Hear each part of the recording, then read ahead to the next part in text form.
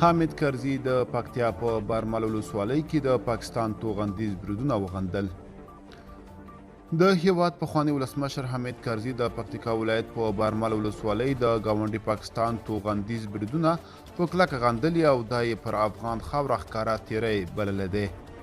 ښاغلي کرزي د پاکستان یاد بریدونه د ټولو نړیوالو قوانینو خلاف عمل ګڼلی او د دغه هیواد پر حکومت یې غږ کړی چې د افغانستان پر وړاندې خپل سیاست ته تغییر ورکړي او له افراطیت پر ځای دې د ورورګلوۍ لار خپله کړي. دا په داسې حال کې ده چې 2 ورځې وړاندې پاکستاني ځواکونو د پکتیکا په برمل ولسوالۍ توپچي بریدونه کړي دي. اطلاعات وروسته یوه ځایي سرچینې وویل چې دا بریدونه له فرضي کرښې پورې غاړه له شوال سیمې شوي او د برمل ولسوالۍ اړوند په ګوند سیمه کې لګېدلي دي.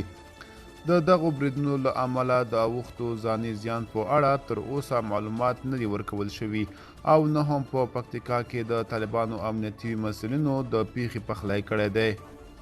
برمل چې له جنوبي وزیرستان سره ګډه پوله لري دغلته د پاکستاني طالبانو د فعالیتونو د شتون راپورونه ورکول شوي او سرچینو هم د پاکستاني ځواکونو د دغو بریدونو هدف پر TTP یا تحریک طالبان پاکستان بللی دي.